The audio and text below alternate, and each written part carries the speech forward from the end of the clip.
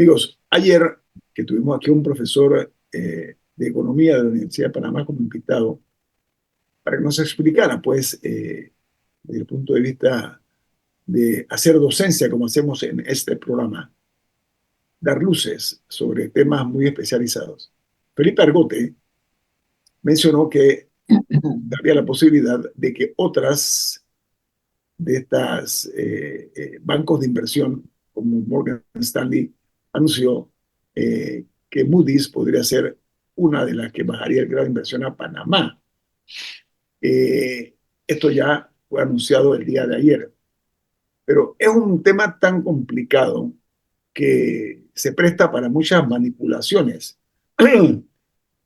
Doctor Noriega, me gustaría escuchar su opinión porque lo que estamos viendo es que hubo una respuesta por parte del Ministerio de Economía y Finanzas donde dicen que fue imprudente la calificación de Fitch y el viceministro del MEF, del Ministerio de Economía y Finanzas, dijo, y lo cito, dice, Fitch no ha valorado adecuadamente los esfuerzos del país para reducir su déficit fiscal y sobre todo que los tiempos políticos para dar su opinión sobre este tema da a entender que no era el momento para hacerlo porque estamos en la carrera final ya de la carrera política. Doctor, ¿qué opinión le merece la opinión tanto de Morgan Stanley como también la del ministro o viceministro de Economía y Finanzas? Bien, ayer salieron los dos viceministros, salió González y salió Almagro. Yo les tengo un respeto porque son profesionales panameños a los cuales perfectamente pueden estar en cualquier empresa privada panameña o internacional, muy bien remunerados y obviamente en mejores condiciones de trabajo que lo que seguramente tienen que enfrentar cuando van a la Asamblea Nacional. Lo cierto es que Panamá ha llevado de forma muy responsable sus finanzas públicas. No solo este gobierno, sino desde el año 2009. El gobierno de Ricardo Martinelli, el gobierno de Juan Carlos Varela y el gobierno actual.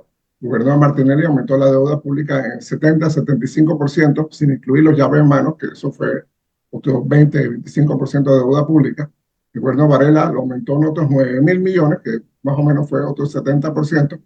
Ninguno de los dos, ni Martinelli ni Varela, hicieron nada por el Seguro Social, ni hicieron nada por una reforma fiscal, pues para estar ni siquiera estar en superávit, como es el mérito del gobierno de Martín Torrijos, con un tal ministro Héctor Alexander, sino que, bueno, ambos fue gastar, gastar, gastar, gastar. Y ahora, pues nos encontramos un gobierno, PRD, con nuevamente Héctor Alexander ministro, que ha sido totalmente contrario al Héctor Alexander del gobierno de Martín Torrijos, ha permitido y ha facilitado pues esta desenfrenada gasto público, esta manifestación exacerbada de despilfarro y obviamente corrupción que ha habido con las finanzas públicas. Desde el año pasado, en agosto del año pasado, yo tuve contacto con uno de estos analistas pues, que vienen a Panamá. Ellos vienen a Panamá, esto no se hace desde Nueva York.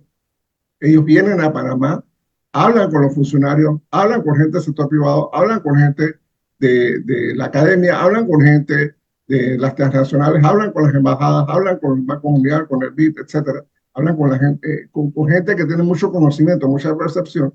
Y ya en agosto del año pasado me han dicho, ustedes van a perder el grado de inversión posiblemente para abril del próximo año. Y precisamente hablaban de Fitch. ¿Por qué? Esto es importante decirlo. No, que nos la tienen velada porque empieza todo el tema paranoico. No. Y cada calificadora tiene una época del año que hace estos downgrades o hace los famosos upgrades, que no, creo que Panamá va a faltar algún tiempo antes de que vamos a ver un upgrade, un mejoramiento. Fitch normalmente los hace en primavera, es decir, marzo, abril, esta época. Moody's los hace a mediados de año, en verano en Estados Unidos. Y Standard Poor's los hace en otoño. Entonces, el desfile vamos a decir, de la bajada de notas de Panamá va a ser escalonado. Cuando hay 2 de 3 calificadoras, estas son las 3 mejores del mundo, las 3 más reconocidas, 2 de 3 calificadoras que dicen que le bajan el grado de inversión a Panamá, entonces se da esta estampida. Tengo la impresión de que ayer empezó, de alguna forma u otra, pues, ese movimiento de bonos, demás, de gente tratando de salir de bonos panameños, previendo que Moody's, obviamente la nota de Morgan Stanley le estaba avisando que Moody's va a descalificar a Panamá en el verano, más o menos junio, julio, debe estar saliendo esa nota de Moody's. Y en ese momento, pues ya todo el mercado ha tenido, por así decirlo, en guerra avisada no mueren soldados, en guerra avisada, en esta guerra, pues no deben morir bonistas, no deben morir inversionistas. Hay inversionistas que por reglas no pueden invertir en bonos, en documentos, en acciones, etcétera, que no tengan grado de inversión. Estos son los famosos fondos de pensiones, por ejemplo. Y algunos fondos de inversión que son básicamente de la inversión plus. Y si no tienes grado de inversión, ellos no te van a mirar. Así que Panamá va a tener que pagar intereses más altos, que es lo que ya la última emisión de febrero, estábamos prácticamente en el 8%. Si Panamá va al mercado próximamente, antes de Moody's, vamos a estar pagando 8,5, 9% fácilmente. Así que eso se concatena con el movimiento del Consejo de Gabinete de autorizar al MEF de presentar una ley para usar fondos del Fondo de Ahorro de Panamá. Es decir, vamos a romper la alcancía para que en los últimos 2 meses de gobierno pues haya platita, haya chen para hacer más nombramientos y demás.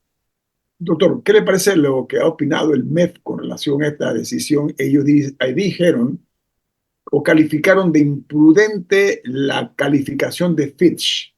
Ellos han hecho todo lo posible, y debo decirlo, ellos han hecho todo lo posible por presentarle el mejor escenario a las calificadoras y a todas las otras agencias, el Banco Mundial, el Fondo Monetario, el BID, toda esta gente.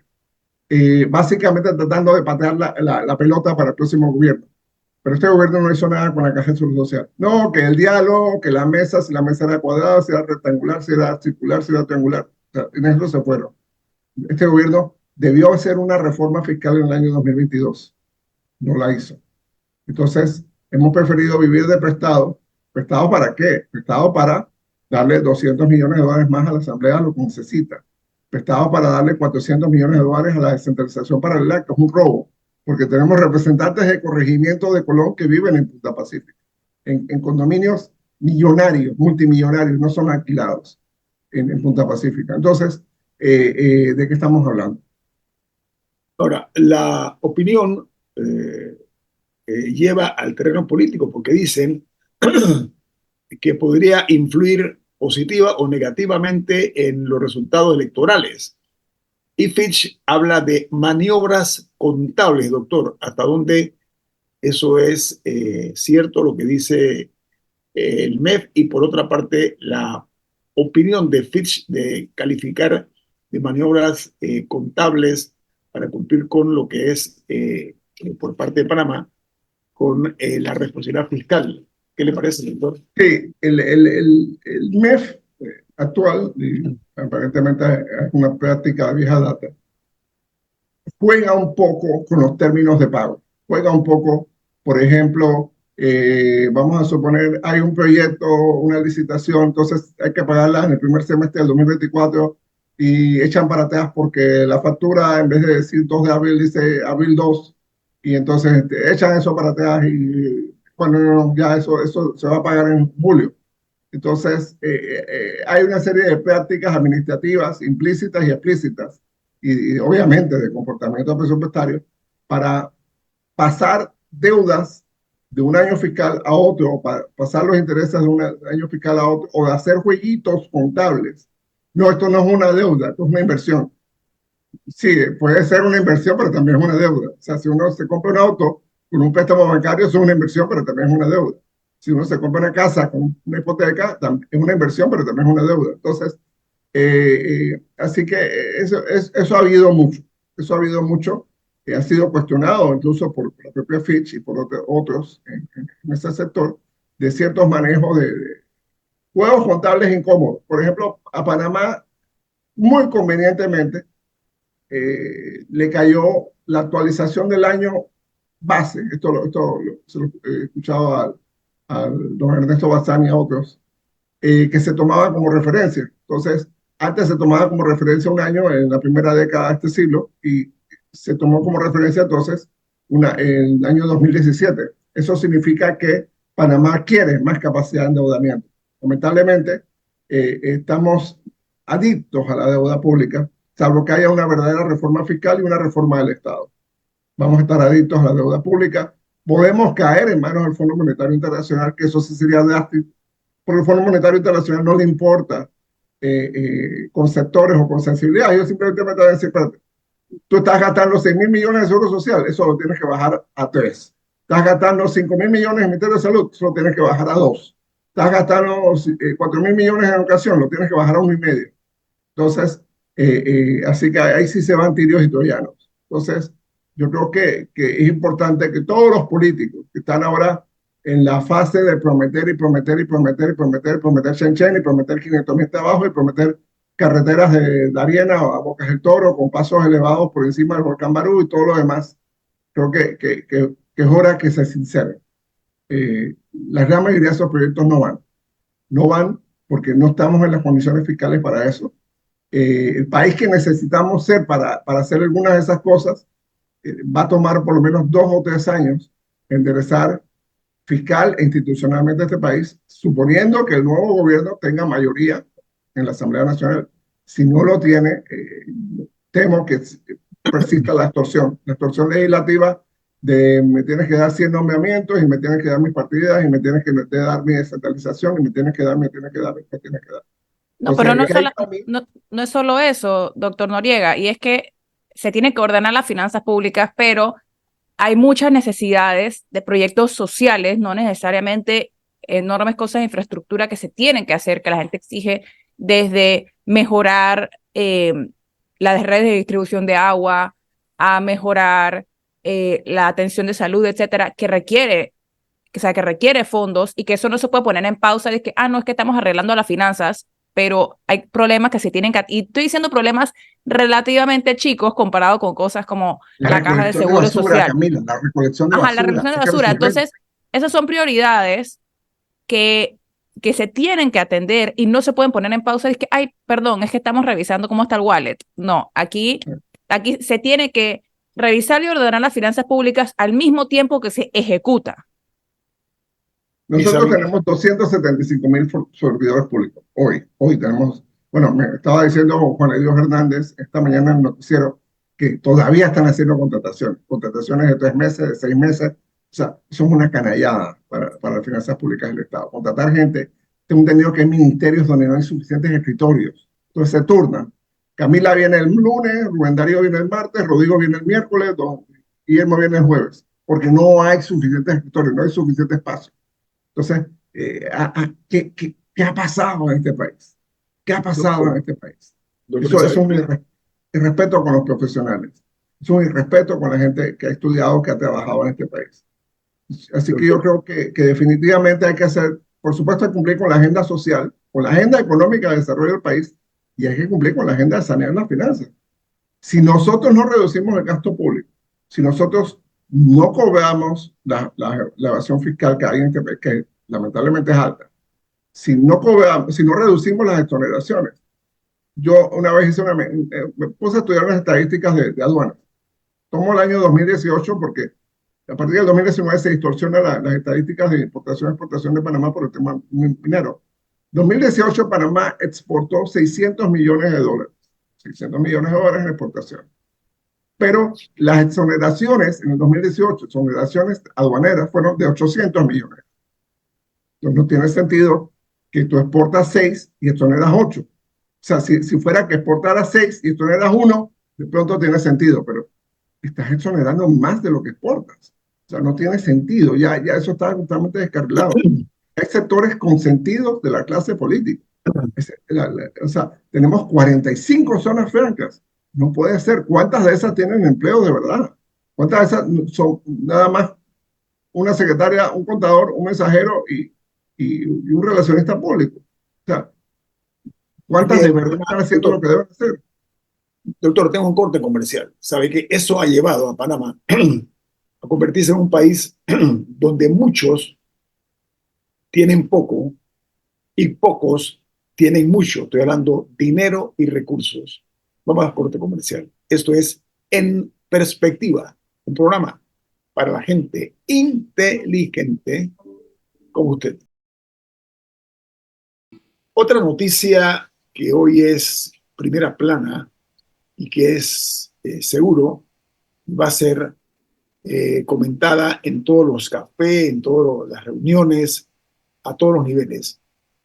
Es la decisión que ha tomado la Dirección General de Ingresos, conocida como la DGI, que ha emitido una orden por escrito mediante la cual se secuestran los bienes muebles e inmuebles, valores, cuentas a plazo fijo a nombre de la empresa del expresidente Ricardo Martinelli, que se llama Importadora Ricamar. Doctor Noriega, esto ha dicho la DGI, es de inmediata ejecución. ¿Qué le parece esa posición, doctor? Bien, la Dirección General de Ingresos, esto es importante explicarlo. La Dirección General de Ingresos tiene jurisdicción coactiva.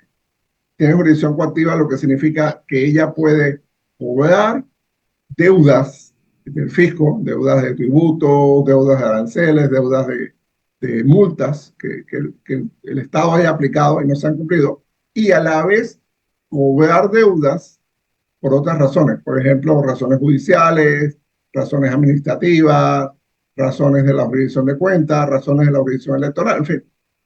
Aunque casi todas las instituciones públicas cuentan con su jurisdicción coactiva, pues la DGI como el mecanismo de resorte. Pero hay un tercer elemento. La DGI también actúa como punto focal de las jurisdicciones tributarias del resto del mundo. Entonces, no sabemos, porque la DGI tiene que ser sumamente reservada en este tema, no sabemos exactamente si la causa tiene que ver con un tema judicial panameño, con un tema tributario panameño o con un tema tributario internacional. Por los viajes recientes del director general de ingresos a Estados Unidos y por lo que se ha podido filtrar en meses pasados, investigaciones de Estados Unidos, la cantidad no me parece que tiene que ver con el caso New Business, porque New Business fue 19.2 millones de multa. Este es 21 millones, doctor. Este es 21 millones. De 21 millones, entonces a mí me da pie a pensar que debe ser algún tipo de obligación tributaria internacional o algún tipo de investigación tributaria internacional. A ver, los bancos, todos, están obligados por la DGI a proceder, repito, la palabra es interesante, ejecución inmediata, ejecución inmediata. Sí. 21 millones de dólares, doctor, a mi juicio, pueden causarle un problema de falta de liquidez a cualquier persona o empresa. Sí, porque lo que hace el banco es que el banco en ese momento suspende la operación de la cuenta, hace un arqueo, ¿cuánto tiene esa cuenta? Vamos a decir, tiene $100,000 y le envía la nota a la DGI, ok, yo secuestré fondos hasta $100,000. Viene otro banco y dice, yo secuestré fondos hasta 1 millón, y así. Entonces, al final del día, hoy o mañana, la DGI tendrá los oficios de los bancos, la información de los bancos, en la que dice, yo secuestré 100,000, yo secuestré $10, yo secuestré 1 millón, yo secuestré 2 millones, y con eso entonces la DGI decide, ok, en las cuentas se fueron los 21 millones, ¿no? Entonces ahora tengo que ir a otros bienes. Eso pueden ser los supermercados o incluso, pues, otras propiedades del grupo Ricamar. A ver, dos de los bancos que se mencionan en los medios de comunicación son el Banco Nacional de Panamá, que es el Banco de la Nación, dicho sea de paso, el Banco Nacional de Panamá es uno, y el otro es un banco que se llama St. George's Bank, doctor. Pero esto alcanza a toda la banca local, ¿no? Y extranjera. Sí. Esos oficios se los mandan a todos los bancos. Esos oficios se los mandan a todos los bancos en Panamá. Así que seguramente no solo son estos dos bancos, sino seguramente ellos se lo han mandado a otros bancos, porque uno piensa que un banco nada más tiene cuentas de ahorro, de depósito, tarjetas de crédito. No, los bancos tienen otro montón de servicios. Tienen cajillas de seguridad, tienen cuentas de custodia, tienen cartas de crédito, tienen líneas de crédito, tienen otro montón de servicios que pueden verse involucrados. Ahora, doctor, retomo dentro de su análisis, si esto tiene una connotación que viene de fuera de nuestras fronteras, o si es eminentemente un tema doméstico, local. La lógica es una ciencia exacta, ¿no? Por el monto, 21 millones de dólares, eso se puede colegir que puede ser algo que venga de fuera de nuestras fronteras, doctor.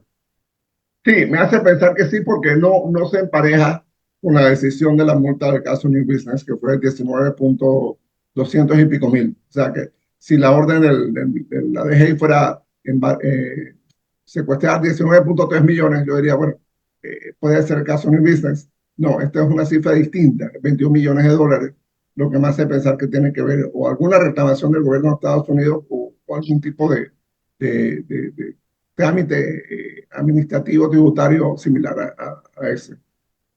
Los abogados del señor Martinelli, vamos a crear la figura del análisis. Esto es obviamente es como un piano que cae de un 26º piso de un edificio, doctor, ¿no? Sí, totalmente. Esto en medio de la campaña, yo presumo que el señor Martinelli, la empresa, pues es la que está cargando con la campaña.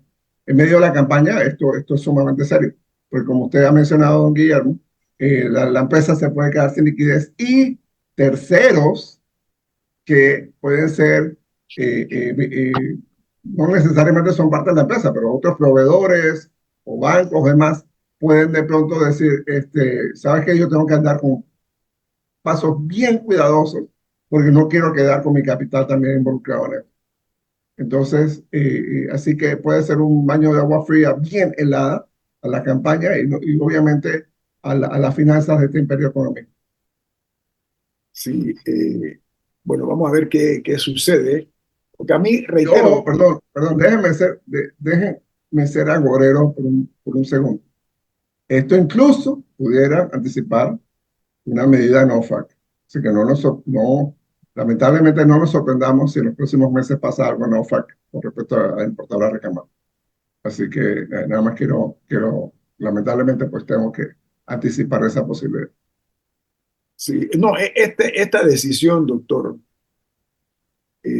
tan rotunda, exige un análisis prolijo de esta condición por la cual atraviesa esta empresa, una empresa muy grande, por cierto, una de las más grandes de este país, como es la importadora Ricamar. Pero lo que usted dice, el impacto es como una onda expansiva, doctor, no Sí, únicamente, no, sí, sí, sí, sí, sí. me explico, es lo que usted está diciendo, ¿no? Sí. Ok. Si en algún momento, por ejemplo, la embajada de Estados Unidos, una autoridad de Estados Unidos confirma que esto tiene que ver con ellos, eso es básicamente una explosión atómica. ¿Cuál sería en ese sentido, doctor, el impacto? Es inconmensurable, por supuesto, pero si se diera ese escenario, que hay gente que está especulando sobre eso, es peor que sea una decisión local, doctor, ¿no? Para mí, efecto concreto va a ser el mismo, independientemente de cuál es el motivo, porque te quita 21 millones de capital que tenías pensado para otra cosa o que tenía el grupo empresarial para otros fines, pues, que queda fuera del comercio.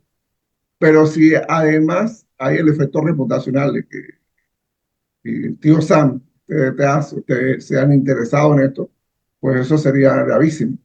Eso sería gravísimo porque básicamente lo que está diciendo es que esto es una reclamación directa del gobierno de Estados Unidos contra el grupo empresarial. Y ahí entonces sí podemos especular si tiene que ver con Odebrecht o si tiene que ver con alguna otra operación, si tiene, o sea, allí sí las especulaciones se van a disparar todo propósito. Pero sabe que, como se quiera ver, como se quiera analizar, es un panorama sombrío. Esa es la realidad. Y por muy grande que sea una empresa en este país, cuando te quitan de tu operación, de tu liquidez, 21 millones de dólares, eso realmente impacta, no importa el tamaño de la empresa. Bueno, el efecto reputacional. Ajá. Porque nuevamente, si hay empresas nacionales o internacionales que tienen algún negocio pendiente o algún tema de liquidez o algún tema de asignación de recursos financieros, lo van a pensar 2 y 3 veces antes de hacerlo. Porque van a decir, yo no sé si mi riesgo financiero ahora pasó de ser 0 a 100. Y si mando dinero para allá, si lo voy a recuperar o si simplemente va a ser una cuenta perdida. Entonces, y eso es algo que evalúan mucho las transnacionales, por ejemplo. Las Doctor, y lo transnacionales, que los tienen, departamentos legales y los departamentos de finanzas, las transnacionales de alimentos, de sodas, de ese tipo de productos, deben estar hoy revisando sus cuentas. no, y sobre Pueden todo, llegar al extremo de decir al supermercado, mira, ¿sabes qué? Te vendo, pero me pagas en efectivo. No te vendo a crédito. Entonces, eso de alguna forma impacta. Eso de alguna forma impacta. y me imagino yo la situación por la que deben estar atravesando los que tienen cuentas por cobrar la Sí, disculpa. sí, sí, sí, sí, sí, sí, Ese es el sí. otro tema. Vamos a Cuando hay cortar, una cuenta del Estado, uno va al final de la fila. Un particular queda al final de la fila, cuando hay una cuenta del Estado. vamos al corte comercial. Esto es En Perspectiva, un programa para la gente inteligente como usted.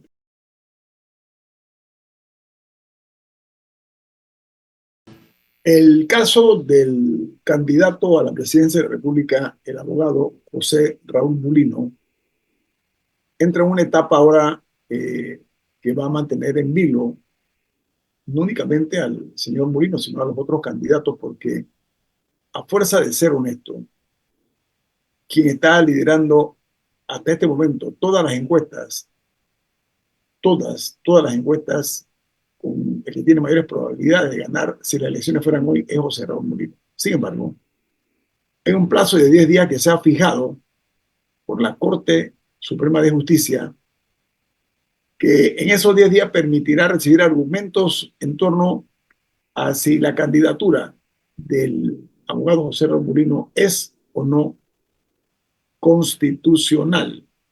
Doctor Noriega, desde el punto de vista eminentemente jurídico, ¿qué opinión le merece a usted? Bien, ok. Estamos en una etapa de todo el proceso de constitucionalidad en la que la Corte Suprema abre estos 10 días hábiles, que sería del 1 de abril al 12 de abril, o sea, los 5 días de esta semana, los 5 días hábiles de la siguiente semana, para que cualquier interesado a favor o en contra de la constitucionalidad de la candidatura del señor Molino, pues opine. Yo originalmente me encontraba en el bando que consideraba que su candidatura era constitucional. Tuve la fortuna, la buena suerte de poder estudiar a detalle la demanda de la licenciada Carisma Caramenítes y entendí su punto de vista y su planteamiento que me pareció sumamente novedoso y sumamente interesante. Allí ¿Cuál hay es un su punto de debate. vista, doctor? Benito, doctor, ¿cuál es su punto de vista? Así en breves palabras, de la señora Bien, Carmen. Ajá. ella expone tres violaciones a la Constitución. Primero, que todos los demás candidatos, los otros 7, tuvieron que ir a recoger firmas, tuvieron que someterse a primarias o tuvieron que someterse a un proceso que el señor Molino no se sometió para ser candidato presidencial. O sea, ella afirma, esto es un fuero, esto es un privilegio que los otros 7 no tuvieron. Uno. Dos, el Tribunal Electoral no podía autorizar una nómina presidencial con solo una persona, porque la Constitución establece, artículo 177, artículo 181, etcétera, establece que tienen que haber 2 personas. Primero, las que van a la elección son el mismo día, presidente y vicepresidente, y segundo, las que toman posesión el 1 de julio son 2 personas, presidente y vicepresidente.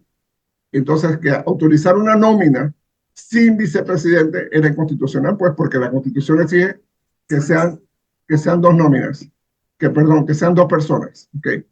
Ese es un planteamiento que jamás se ha hecho, jamás se ha discutido en Panamá, y es sumamente interesante. Así que yo reduciría, pues, el tema para mí sería básicamente este segundo tema del debate constitucional, sería este segundo tema. Si es posible en Panamá tener una nómina presidencial con una sola persona. Esto te asciende al señor Molino. Esto no es referente específicamente a él. Esto se refiere a una decisión tomada por el Tribunal Electoral. El Tribunal Electoral pudo haber, porque el Tribunal Electoral tiene un mano libre para todo el tema de que tiene que ver con la legislación y las normas electorales. El Tribunal Electoral pudo haber dicho, y inhabilitamos al candidato presidencial y convocamos a los partidos que forman parte de esta alianza a que realicen una convención especial para designar a su nueva nómina, por ejemplo, o algún mecanismo parecido. Entonces el Tribunal Electoral simplemente decidió, se va fulano y Mengano es el que queda de candidato presidencial. Y en la misma declaración, en la misma resolución tribunal dice sin vicepresidente, cuando la Constitución dice en estos artículos 177, 181, 185 y otros que tiene que haber un presidente y un vicepresidente. Esto es Que hay inédito, normas. doctor, esto es inédito en la historia de Panamá, ¿cierto? Sí, para una candidatura sí, para una candidatura sí. Recordemos que de 1903 a 1945, aquí en Panamá había lo que se llamaban los designados. Se elegía al presidente de la República, pero la Asamblea era la que designaba dos personas como posible vicepresidente. De 1946 al 2004 hubo dos vicepresidentes que venían en la misma nómina, y de 2004 hasta la fecha es uno solo, pero nunca ha habido una nómina presidencial que no tenga candidato a vicepresidente. Entonces, ese es un desafío constitucional porque hay un mandato de la Constitución, artículo 177, que el día de la elección, el 5 de mayo de 2024, tiene que elegirse un presidente y un vicepresidente. Y hay otro mandato de la Constitución que dice que el 1 de julio toman posesión un presidente y un vicepresidente. Entonces, no, que hay mecanismos después, si él queda elegido presidente, hay mecanismos para que un ministro se encargue. Sí, pero esa no es la discusión. La discusión es si el Tribunal Electoral violó la Constitución al establecer una nómina presidencial sin candidato para vicepresidente. Ahora, creo que ya uno de los procuradores opinó al respecto, ¿no? Y dijo Caraballo, que... el procurador Caraballo dijo que no. Yo leí la opinión del procurador Caraballo, mucho respeto, 47 páginas. Tiene un análisis muy sesudo de casi todo lo que la licenciada, la abogada Caramites impugnó, menos de este tema. Los artículos constitucionales 177 y 181 no los exploró en su opinión. Simplemente los menciona, sí, además se mencionan estos artículos, pero estos otros artículos que hablan qué pasa si el vicepresidente funciona. Vamos a suponer que Gaby Carrizo no puede ejercer la función. La Constitución dice que un ministro, el Consejo de Gabinete escoge un ministro que puede ser el encargado. Perfecto, pero no establece una norma de qué pasa si no hay candidato a vicepresidente. Entonces, ese es el vacío constitucional que el Tribunal Electoral llenó diciendo, bueno, vamos con una nómina única, una sola persona, y ese es el examen constitucional de fondo, que el procurador Caraballo no analizó en su opinión. El procurador Caraballo analizó todo lo demás, menos ese punto en específico, que la Constitución obliga a que haya una nómina presidencial que tenga dos personas, y obliga a que el 1 de julio tome posesión dos personas. Entonces, no, que si se enferma uno, después lo sustituye un ministro. Sí, pero eso es ya cuando usted es presidente en funciones, no cuando usted es candidato. Entonces, ese es el kit del debate. Ahora, doctor, la opinión del procurador Caraballo es contundente. Él dijo claramente, u opinó, que él considera que la resolución del Tribunal Electoral no es inconstitucional y que José Raúl Mulino sí puede participar como candidato presidencial. ¿Cuánto pesa esa opinión del Procurador General? Esa opinión no es vinculante. La Corte Suprema la va a repasar y usualmente en el fallo la Corte Suprema o sigue lo que dice el procurador o lo toma en sumo o simplemente dice, bueno, esto que dijo el procurador tiene esto y esto y esto y esto y este defecto. Así que no es vinculante. Para la Corte no es vinculante la opinión del procurador. Ahora, doctor Noriega, desde la óptica de algunos analistas, cabe la posibilidad de que se esté victimizando al señor Mulino, lo cual le podría dar más rédito político todavía, ¿o no? Ok. Ese es el fenómeno Trump. Ese es el fenómeno Trump, pero tenemos una realidad. Okay. Imaginemos, y eso lo conversaba con un amigo venezolano ayer, imaginemos que en 1999 la Corte Suprema de Justicia de Venezuela hubiera inhabilitado a Hugo Chávez. Hubiera dicho, la nómina de Hugo Chávez es inconstitucional por una falla que hay y no puede ser candidato. Okay. En el principio del orden democrático, cualquier persona puede aspirar a un cargo público. Cualquier persona en Panamá mayor de 35 años que no haya cometido un delito podría ser elegida presidente. En el principio del orden de un Estado de Derecho, no puede ser cualquier persona elegida presidente de la República. Tiene que haber un animus democráticos, un ánimo, una voluntad de servir. Ya sabemos el track record, el historial de estas personas, lo que pasó en su gobierno. Sabemos que el país está quebrado, no tiene grado de inversión, el Seguro Social está quebrado. Sabemos que la Corte Suprema ya ha dicho en 3 ocasiones que el contrato minero es inconstitucional. Entonces, ¿por qué crear una situación en la que vamos a llevar a un país a un conflicto? Que vamos a llevar al país a una situación de protestas sociales innecesarias. O sea, creo que el sistema político, igual que pasa en Estados Unidos, igual que pasa en países democráticos, tiene mecanismos. En Francia, todas las veces que pudo, el órgano judicial detuvo la candidatura o limitó la candidatura de Jean-Marie Le Pen, por ejemplo, de la extrema derecha, el fascismo. En Alemania un candidato antisemita, ustedes lo leyeron en la noticia, en Alemania un candidato antisemita o neonazi no puede ser candidato a un cargo de elección. De vez en cuando se cuelan por ahí, pero cuando los descubren enseguida les cae. Entonces, tenemos que entender que hay un balance entre un orden democrático y un Estado de Derecho. El orden democrático, cualquiera puede ser presidente, pero en el Estado de Derecho tiene que haber un criterio. Las instituciones tienen que proteger la democracia, tienen que proteger al Estado de Derecho. Yo creo que vale la pena el examen que haga la Corte. Si demora hasta el 3 de mayo a las 4:55 de la tarde que salga el fallo de la Corte, bueno, esperaremos hasta el 3 de mayo a las 4:55 de la tarde. ¿Por qué? Porque esta situación es el resultado de un fracaso de las instituciones y un fracaso de la clase política panameña, que estemos en esta situación. El Tribunal Electoral le dio un fuero penal a Ricardo Martinelli, que no tenía derecho, porque invocó el principio de especialidad. Y eso fue lo que ha descarrilado todo este proceso electoral. Entonces, si el Tribunal Electoral hubiera actuado correctamente, hoy posiblemente la candidata sería Marta Linares y el vicepresidente sería el señor Camacho, o quién sabe quién. Y tendríamos otra situación. Pero ha sido el fracaso de las instituciones lo que nos ha llevado por ahí. Con esa reflexión cerramos este programa En Perspectiva.